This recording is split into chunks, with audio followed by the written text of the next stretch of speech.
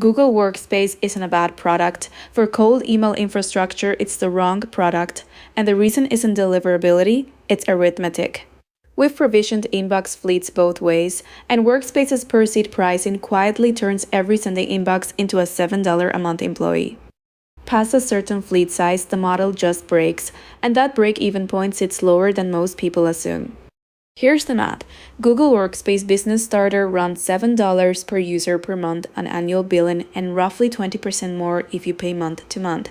Every cold email inbox you add is another paid user, so 5 inboxes is $35 a month, 20 is $140, 100 is $700. Inframail charges a flat $129 a month for unlimited inboxes on its base plan. Run those two lines on a chart and they cross at about 19 inboxes. Below that line, Workspace is genuinely the cheaper option. We'll say that again in the verdict because it matters. Above it, every inbox you add widens the gap, until at 100 inboxes you're comparing $700 a month against $129. And the sticker prices actually undersell the structural difference. That Workspace seat isn't priced for an empty mailbox, it's priced for a human. Drive storage, docs, meet, calendar, the whole suite. A cold email inbox uses none of it. You're paying for a desk nobody sits at, multiplied by the size of your fleet. Flat rate infrastructure prices the opposite way. The platform doesn't care how many inboxes exist, so the per inbox cost falls toward zero as you scale. Neither model is wrong. They're built for different buyers, Workspace for teams of people, dedicated infrastructure for fleets of senders.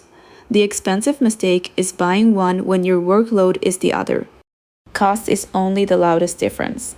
The second one is setup.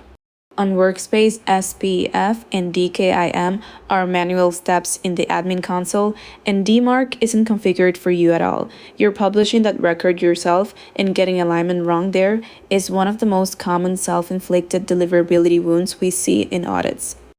Inframail provisions SPF, DKIM, and DMARC automatically when the inbox is created. One Trustpilot reviewer put it plainly, the setup is ridiculously fast.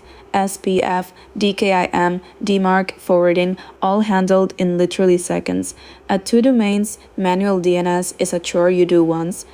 At 40 domains, it's a stand-in-air service, and every record you paste by hand is a chance to quietly break authentication for an entire domain. There's also a policy dimension almost nobody prices in. Every paid Workspace account has a hard cap of 2,000 messages a day per Google's own documentation. But that number is a red herring. No sane cold email operation sends anywhere near it from a single inbox. The real question is whose rules your fleet lives under.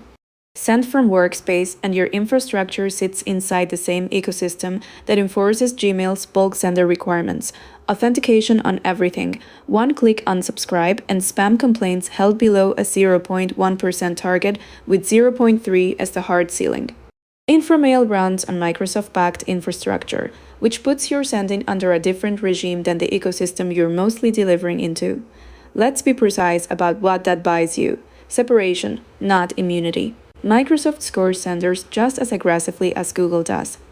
But keeping your sending infrastructure and your largest recipient pool in separate ecosystems is a structural choice, and it's one Workspace can't offer by definition. So here's the honest decision, and Inframail is a tool in our own stack, which is exactly why we're spelling out where it loses. Running 5 inboxes or fewer, or already paying for Workspace anyway. Stay. The math doesn't justify a migration, and Google's backend is excellent. Planning to scale past that 19 inbox crossover, the flat rate wins on arithmetic alone before you even count the DNS hours. No dedicated ops person, automated authentication removes your most likely failure mode. One caveat cuts against Inframail's own marketing though. They send 80,000 cold emails a month.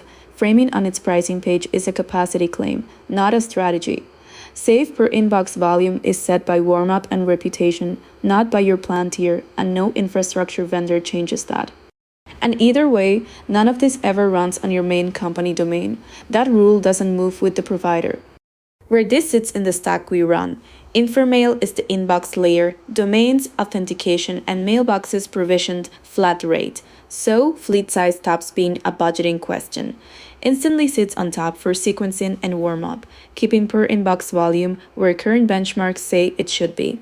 The contacts those inboxes send to come from Quarvio, verified before anything goes out, because a clean fleet pointed at a dirty list is still a dead fleet. Aimfox covers LinkedIn in parallel without touching email reputation at all. And Workspace stays where it belongs, running the actual company, not the cold email fleet.